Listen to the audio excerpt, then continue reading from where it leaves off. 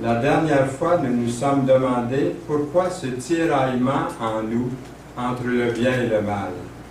Il y a peut-être quelqu'un ici qui serait prêt peut-être pas à dire que ça ne lui arrive pas dans sa propre vie. Ça me surprendrait beaucoup. En tant que chrétiens, nous sommes confrontés continuellement à de puissants ennemis. On dit que Satan est un ennemi, le monde est un ennemi, puis notre chair est un ennemi. Et même si on est né de nouveau, ces trois-là sont à l'œuvre, ils sont toujours là. Alors le message est basé un peu là-dessus. L'apôtre Paul écrit « Je prends plaisir à la loi de Dieu ». Comme ce matin, moi je prends plaisir à la loi de Dieu. Vous aussi, nous sommes ici à cause de ça, parce qu'on prend plaisir dans la loi de Dieu. Moi, j'aime beaucoup les entendre des messages, tellement que des fois, je vais en écouter sur Internet également, pour pouvoir toujours être en contact avec la parole de Dieu. Alors, il dit ici, l'apôtre, « Je prends plaisir à la loi de Dieu selon l'homme intérieur. Mais je vois dans mes membres une autre loi qui lutte. » Est-ce qu'il est le seul? Non. Moi, je fais partie, vous faites partie de ça sûrement aussi, qui lutte contre la loi de mon entendement et qui me rend captif de la loi du péché qui est dans mes membres. C'est pourquoi il est important de comprendre la doctrine des deux natures du chrétien, telle qu'elle est enseignée dans la parole de Dieu. En tant que disciple du Seigneur Jésus-Christ, comprendre ce fait-là des deux natures du chrétien évitera beaucoup de confusion et de déception parmi les enfants de Dieu. Il y a différents noms pour désigner les deux natures du chrétien dans la Bible. La nouvelle nature s'appelle l'esprit, l'homme intérieur, le nouvel homme. La vieille nature s'appelle la chair, l'homme extérieur, puis le vieil homme. La Bible parle de la vieille nature. Dans Galates 5, 17, il est écrit « La chair a des désirs contraires à ceux de l'esprit, et l'esprit a de contraires à ceux de la chair. » Ils sont opposés entre eux, afin que vous ne fassiez point ce que vous voudriez. Nous avons vu aussi dans le message la dernière fois que Dieu ne raccommode pas l'ancienne nature. Dieu ajoute une nouvelle nature, une nouvelle vie.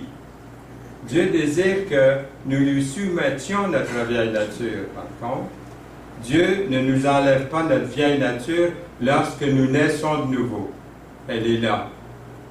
C'est une erreur de penser que la vieille nature cesse d'exister du moment qu'on accepte Jésus comme Sauveur et Seigneur. Elle ne cesse pas d'exister, elle est toujours là. S'il y en a qui en doutent, ça me surprendrait. Il y a toujours un conflit continuel entre l'ancienne et la nouvelle nature. Devant Dieu, lui, il considère qu'on a seulement la nouvelle nature. C'est ça qui est beau. J'ajoute ça ici en parenthèse. Devant Dieu, il vous voit parfait. Il vous voit pardonné, sanctifié, purifié, si vous êtes né de nouveau. Votre position est merveilleuse auprès de Dieu. C'est quand même quelque chose. Mais votre condition terrestre est différente quelquefois, souvent, malheureusement, de cette position que nous avons dans le Seigneur. Notre condition terrestre peut être différente. La vieille nature est toujours là, mais on n'a plus à lui donner libre cours parce qu'on a cette nouvelle nature spirituelle. Dieu ne veut pas que l'on vive selon notre vieille nature. Dieu a trouvé un moyen, une solution à notre vieille nature. La réponse se trouve dans son Fils, le Seigneur Jésus-Christ, qui est mort et ressuscité pour nous sauver du péché et de l'enfer. La réponse se trouve dans son Fils, pour vous et moi. Une personne qui n'a pas encore reçu la nouvelle naissance est perdue, d'après la parole de Dieu. Parce elle n'a que l'ancienne nature. Elle n'a pas cette nouvelle nature, cette nouvelle vie, cette nouvelle naissance. Elle vit selon sa nature physique, qu'elle reçoit à sa naissance. Mais à l'instant où une personne naît de nouveau, elle est sauvée. Elle acquiert une nouvelle nature par sa naissance spirituelle, en surplus de l'ancienne nature, qui est toujours là. Qu'est-ce qui est écrit dans la parole? Il est écrit, ce qui est né de la chair est chair, et ce qui est né de l'esprit est esprit. Ne t'étonne pas que je t'ai dit, il faut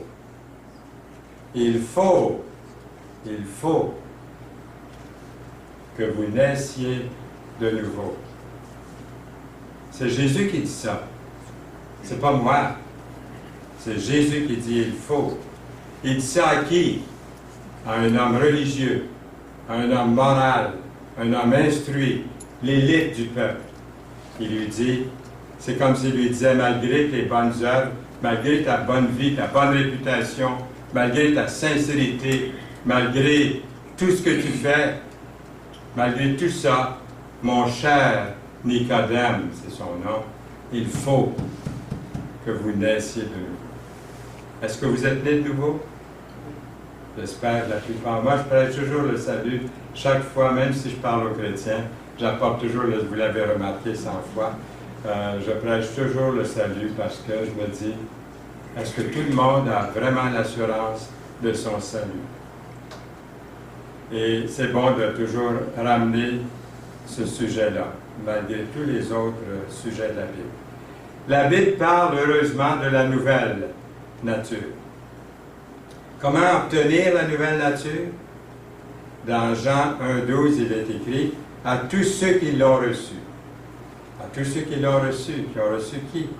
À ceux qui croient en son nom, elle, la parole faite chair, Jésus, a donné le pouvoir de devenir enfants de Dieu, lesquels sont nés. Lesquels sont nés, c'est à souligner.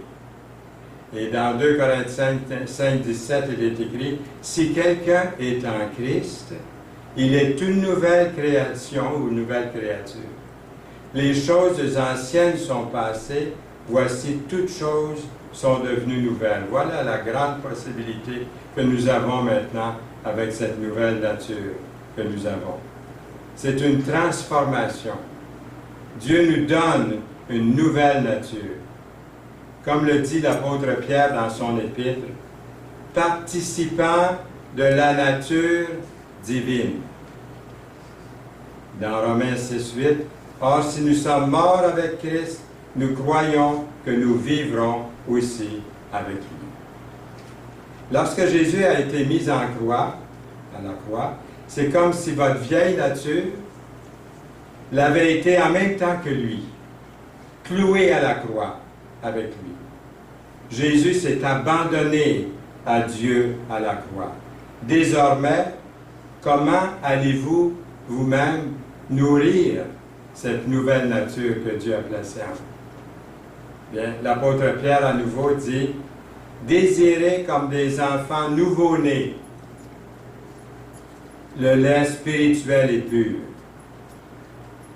Il faut accepter, c'est la parole de Dieu, ce lait spirituel et pur. Il faut commencer au début avec l'ABC. Il faut donner du pablum un peu plus tard, mais on commence avec le lait.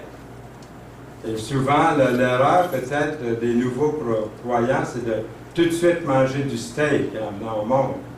Et ça cause des indigestions, des problèmes. Il ne faut pas nier le fait qu'on a tous besoin du lait spirituel et pur, d'accord? Alors, comment allez-vous laisser de côté la vieille nature qui est toujours là? Dans Galates 5, 16, il est écrit, « Je dis donc, marchez selon l'esprit, et vous n'accomplirez pas les désirs de la chair. » Parce que la chair est toujours là. Marchez selon l'esprit. Comment est-ce qu'on fait ça? Bien, si je me nourris de la parole de Dieu à tous les jours, je vais recevoir les instructions de la parole pour savoir comment marcher dans l'Esprit. Nous allons permettre à Jésus de vivre pleinement sa vie en nous. Dans Romains 6, il est écrit « Sachant que notre vieil homme a été crucifié avec lui, afin que le corps du péché soit réduit à l'impuissance, pour que nous ne soyons plus esclaves du péché. Car celui qui est mort est libre du péché. Il veut que nous nous considérions comme morts à notre ancienne vie et comme vivants pour la nouvelle vie qu'il a placée en nous. L'apôtre dit encore, j'ai été crucifié avec Christ. Et si je vis, ce n'est plus moi qui vis, c'est Christ qui vit en moi. Si je vis maintenant dans la chair, c'est une possibilité parce qu'elle est toujours là, je vis dans la foi au Fils de Dieu qui m'a aimé et qui s'est livré lui-même pour moi. Encore dans Romains 13, 14, revêtez-vous du Seigneur Jésus-Christ et n'ayez point soin de la chair, parce qu'elle est toujours là. N'ayez point soin de la chair pour en satisfaire les convoitises. Vous connaissez les convoitises? J'en mentionne quelques-unes que la parole mentionne. La convoitise des yeux, la convoitise de la chair, l'orgueil de la vie. La parole dit, examinez toutes choses, retenez ce qui est bon, abstenez-vous de toute espèce de mal. Dans 1 Thessaloniciens 5, versets 21 et 22. Vous avez peut-être entendu l'histoire d'un entraîneur d'animaux, de tigres, de lions. Lui, il entraînait un tigre. Puis, il a fait un essai qui n'est pas très, disons, louable. Il a fait un essai avec le tigre. Il ne lui a pas donné de viande crue. Il ne lui a pas donné le goût du sang pendant des semaines. Jusqu'à ce que l'animal, dans sa cage, s'affaiblisse presque jusqu'à la mort. L'entraîneur entrait dans la cage tous les jours et caressait la tête du tigre. La bête, assouplie, léchait la main de son maître. Mais un jour, ne remarquant pas l'égratignure, comme mon chien m'a fait sur le poignet, là, ne remarquant pas l'égratignure qui était encore sanglante sur sa main, avec un petit filet de sang là, qui en sortait, tendit la main pour caresser la tête de l'animal. L'odeur du sang chaud atteignit les narines du tigre. Il n'avait pas goûté de sang ou de viande crue depuis des semaines. Il avait été affamé jusqu'à l'impuissance. L'odeur du sang le ranime et avec des yeux flamboyants se jette sur son entraîneur qui un instant auparavant avait léché d'un coup de langue chaude sa main. La nature du tigre n'avait pas changé. Et à l'instant où il entre en contact avec l'odeur du sang, toute la fureur de la jungle est ranimée. Il en est ainsi de ma vieille nature. Il en est ainsi de votre vieille nature. Nous pouvons l'affamer, la réduire à un minimum de manifestation, mais le moment fatal où nous essayons de la choyer en lui donnant un avant-goût du monde, de la chair et même de Satan ou de la convoitise qui a déjà été mentionnée, peu importe à quel point ce goût peut être raffiné, la vieille nature revivra et accroupie comme un tigre jaillira contre votre vie spirituelle.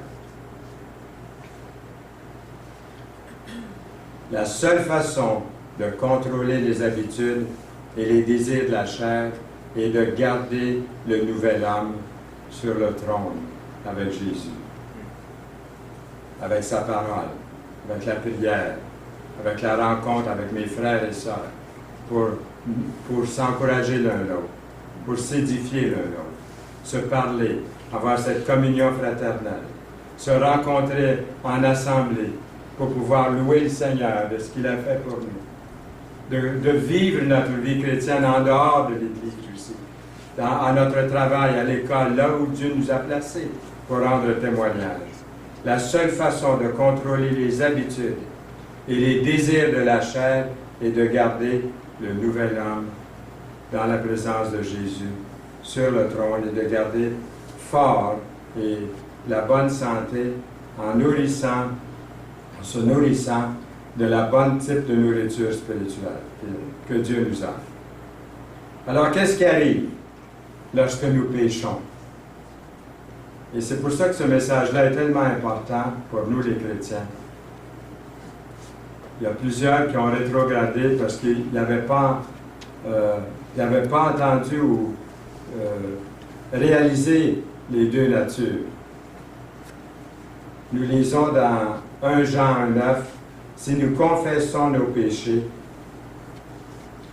ça veut dire au Seigneur, les confesser au Seigneur, il est fidèle et juste pour nous les pardonner et nous purifier de toute iniquité. Il faut aller à lui souvent, au Seigneur, pour lui dire, garder le contact avec lui. Vous allez dire, oui, c'est décourageant. Des fois, je dis au Seigneur, Seigneur, ça fait la Xème fois que j'arrive devant toi.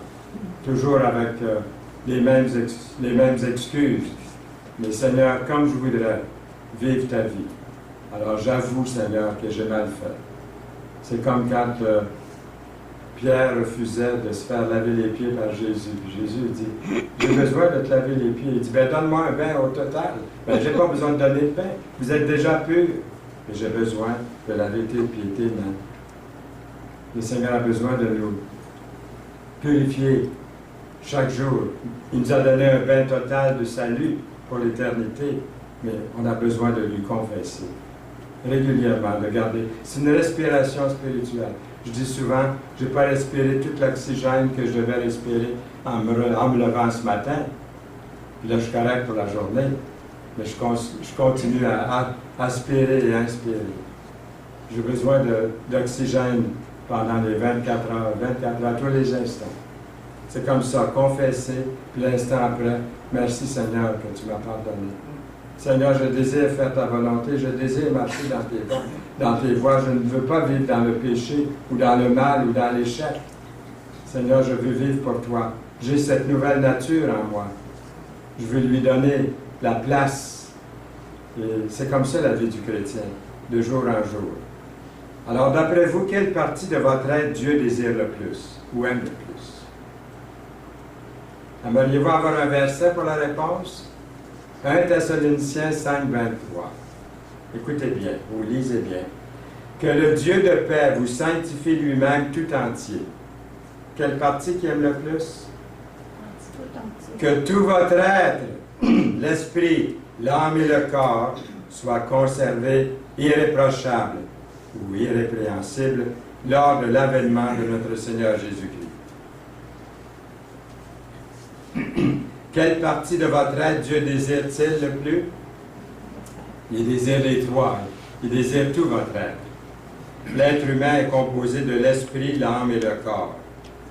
Par son corps et ses 5 sens, la vue, l'ouïe, l'odorat, le goûter, le toucher, l'être humain prend connaissance du monde extérieur.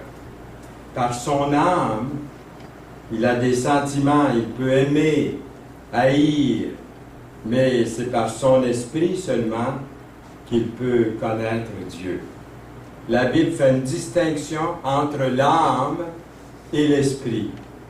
Oui, dans Hébreux 4.12, la parole de Dieu est vivante et efficace, plus tranchante qu'une épée quelconque à 2 tranchants, pénétrant jusqu'à partager l'âme et esprit. Jointure et moelle, elle juge les sentiments et les pensées du cœur. Dès ma naissance, dès notre naissance, notre esprit, notre âme, notre corps sont contaminés par le péché. Tous les trois, esprit, âme et corps. Dans notre vieille nature, notre corps est comme malade et finalement meurt, et tout cela à cause de notre nature pécheresse héritée d'Adam. Notre âme est devenue égoïste, s'aimant elle-même.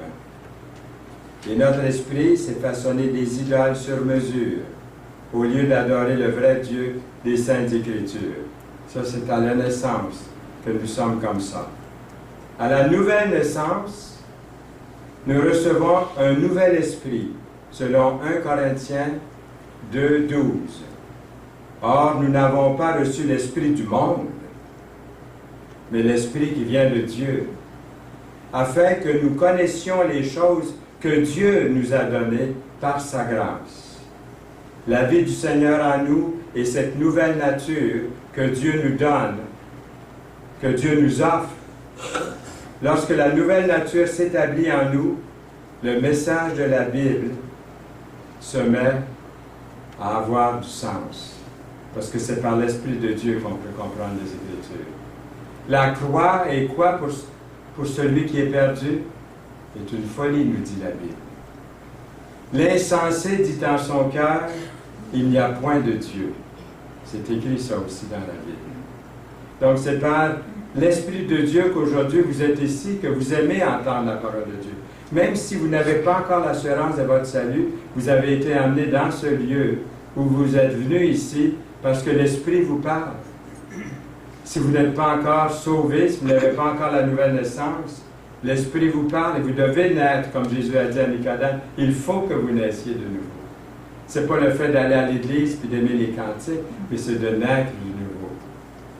Tout se passe par le message de la parole de Dieu. Tout est filtré par la parole de Dieu quand on est né de nouveau. Mes pensées, vos décisions, votre avenir, tout, notre vie de tous les instants est filtré, validé par la parole. Dieu forme en nous progressivement une âme nouvelle qui sera parachevée au jour du Seigneur Jésus-Christ. 2 Corinthiens 3, 18. Nous tous, dont le visage découvert reflète, ou contemplons comme dans un miroir, d'après certaines versions, la gloire du Seigneur, nous sommes transformés en la même image de gloire en gloire par l'Esprit du Seigneur.